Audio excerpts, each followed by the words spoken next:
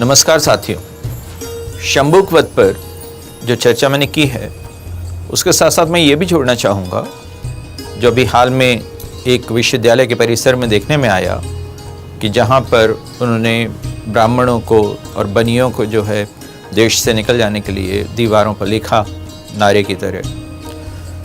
वो चीज़ जो है एक संयोगिक चीज़ नहीं है, वो चीज़ कोई वन ऑफ अफेयर भी नहीं है।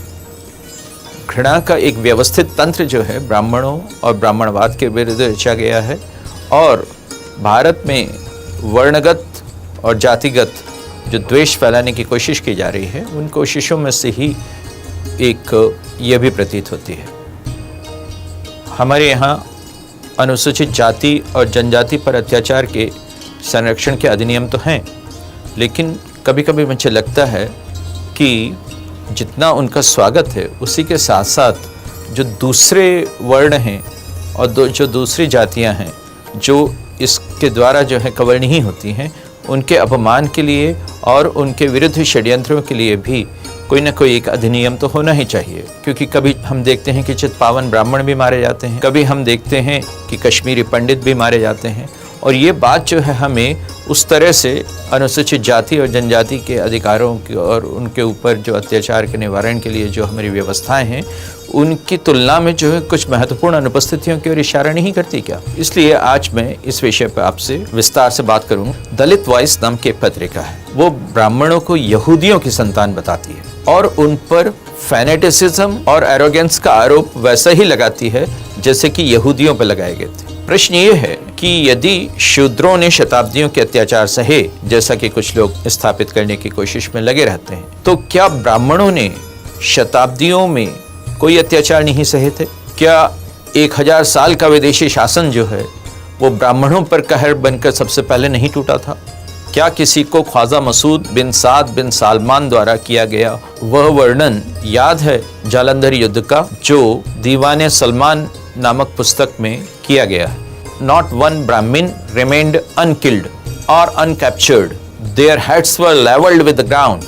क्या किसी को याद है कि फिरोज शाह बहमनी ने 1398-99 में 2000 ब्राह्मण स्त्रियों का अपहरण किया था? तवारीख फरिश्ता पढ़ लीजिए, उसमें सारा उल्लेख है। क्या पेरियार के वक्त ब्राह्मणों पर हिंसक आक्रमण नहीं हुए थे जिन्होंने उन्हें सामूहिक पलायन के लिए, मास माइग्रेशन के लिए वैसे ही विवश नहीं कर दिया था जैसा कि कश्मीर में कश्मीरी पंडितों को किया गया? क्या कारण था कि इतिहास में जजिया प्रमुखतः और प्रथमतः ब्राह्मणों पर ही लगाया गया? गोवा के पुर्तगालियों ने ब्राह्मणों का ही नरसंहार सबसे पहले किया था। इतिहासकार हसन की पुस्तक हिस्ट्री ऑफ कश्मीर पढ़ें, जिसमें सिकंदर बादशाह के द्वारा ब्राह्मणों पर किए गए अत्याचार का विवरण है, उनके नरसंहार का वर्णन है। क्या बाबर के गवर्नर लाहौर ने पुनियाल में दत्त ब्राह्मणों को चुन चुन कर खत्म नहीं किया था?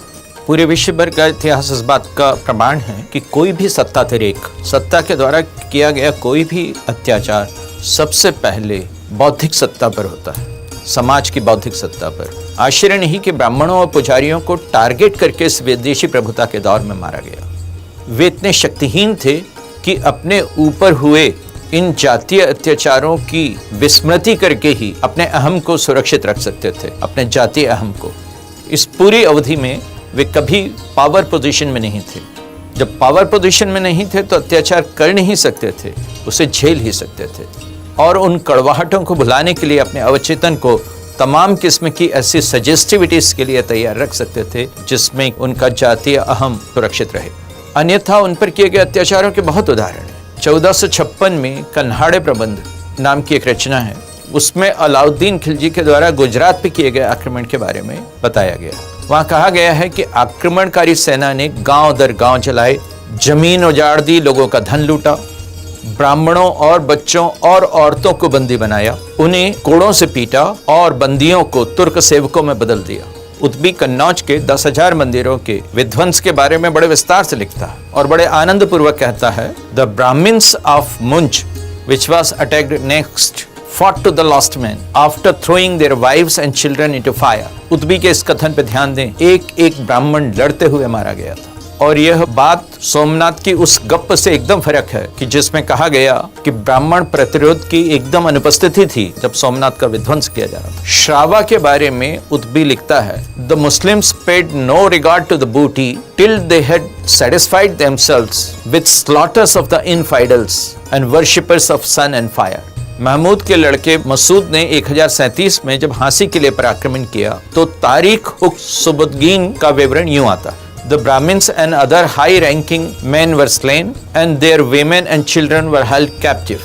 फरिश्ता कांगड़ा में फिरोज शाह तुगलक की वीरता यूं बताता है, ज्वालामुखी की मूर्तियों का सुल्तान ने विध्वंस किया, उनके टुकड़ों को गाय के मांस में मिलाकर ब्राह्मणों के गले में थैले की तरह बांध दिया।